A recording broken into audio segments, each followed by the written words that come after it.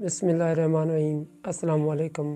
तव्हां ॾिसी रहिया आहियो यूट्यूब चैनल मोहम्मद शामिल हिंगोट जो मलफूज़ात शरीफ़ पीर साईं मोहम्मद राशिद रोज़ेदनी रहमतुल्लाह अलैहि जन जी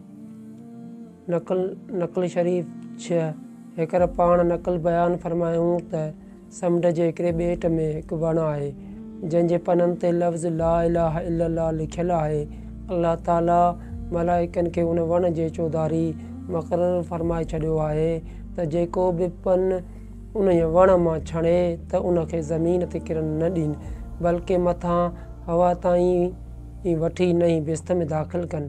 पोइ पाण फ़रमायूं त जॾहिं वण जे पन खे बि अल्लाह तबारक व ताला जन ते लफ़्ज़ मुबारक ला इलाहा इल्लल्लाह लिखियलु आहे त ज़मीन ते उछलाइणु नथो सहे। तॾहिं जंहिं माण्हूअ जी दिलि ते लफ़्ज़ सॻोरो ला इलाहा इल्लल्लाह लिखियलु हूंदो तंहिंखे दोज़ख जी बाहि में कीअं विझिराईंदो। नक़ल शरीफ़ 7 अहमद फ़क़ीर ज़ख़ीर नायो नक़ल करे थो त हेकर पाण हदीस शरीफ़ खां नक़ल फ़रमायूं त सभु ज़िक्रनि खां रोज़ ज़ोर भलो ज़िक्र ला इलाहा इल्लल्लाह आहे ऐं सभिनी दुआनि खां ज़ोर भली दुआ फ़ातिहा यानी अलहम्द शरीफ़ आहे। नक़ल शरीफ़ 8 तैयब फ़क़ीर राहो ख़िरोर नक़ल करे थो त हेकर पाण जुमी नमाज़ खां पोइ कुर्सीअ ते बीह वाइज़ फ़रमायूं त जंहिंमें ज़िक्र ला इलाहा इल्लल्लाह जी भलाई ऐं सलात शरीफ़ जी फ़ज़ीलत बाबति बयानु हो।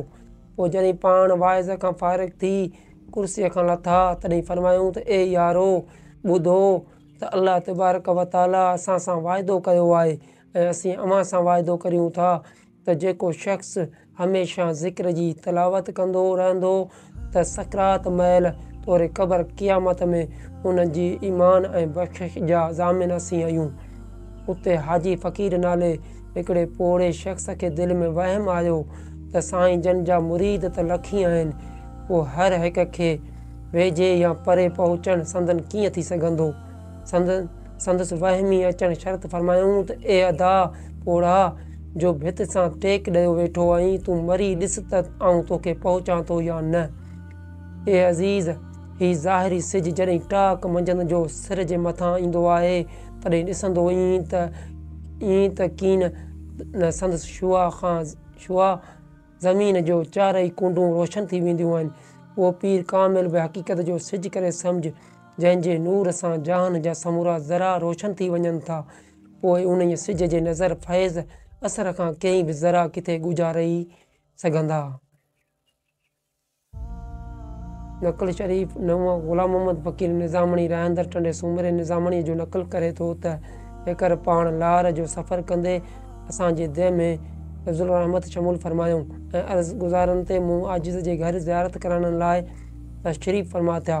उते मूं ख़िदमत शरीफ़ में अर्ज़ कयो त हज़रात वली मोहम्मद निज़ामणी हमेशह ज़िक्र कंदो रहे थो। वली मोहम्मद बि उते हाज़िर हो। पाण डांस नज़र फैज़ असर सां निहारे फ़रमायूं त ज़िक्र कंदड़ जो मुंहुं परे खां पधिरो आहे। जेतिरे क़दुरु को शख़्स ज़िक्र करे थो ओतिरे ई अल्लाह सुब्हानहु व तआला संदसि मुंहं खे हयातीअ में तौरे ममायतीअ खां पोइ रोशन फ़रमाए थो ऐं संदसि क़बर खे कुशादो करे थो।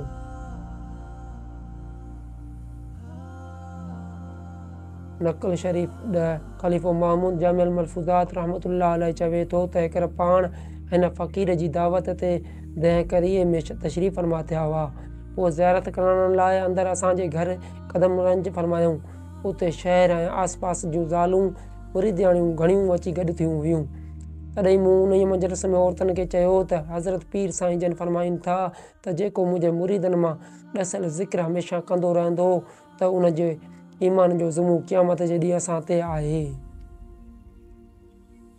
पोइ पाण पंहिंजे ज़ुबान मुबारक सां 3 भेरा मोटाए फ़रमायूं त जेको ॾसियल ज़िक्र हमेशह कंदो रहंदो त क़यामत जे ॾींहुं संदसि ईमान जो ज़ुमूं असां ते आहे ऐं जेको ज़िक्र न कंदो त उहो असांजो मुरीद न आहे।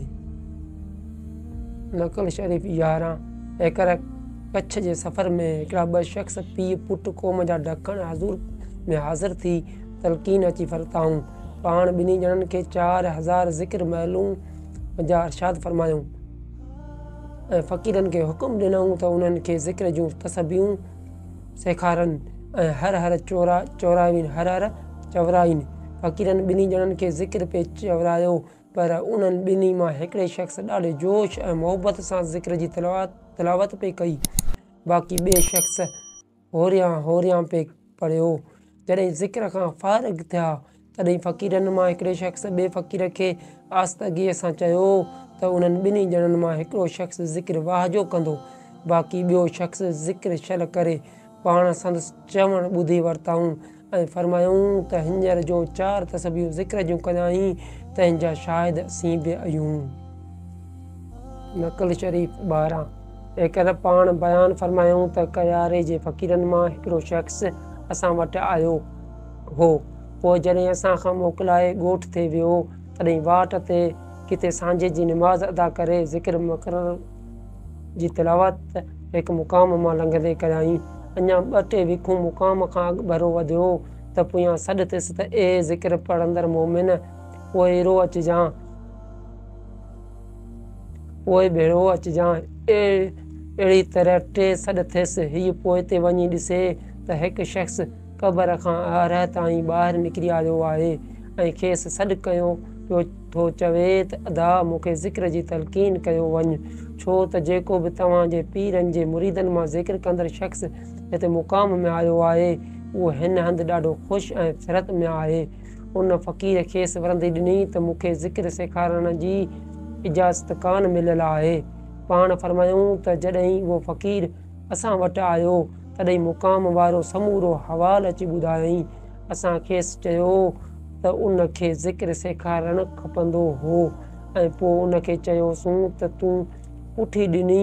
असां उन खे ज़िक्र ला इलाहा इल्लल्लाह जो ॾसे क़बर ॾे मोकल ॾिनी हुई।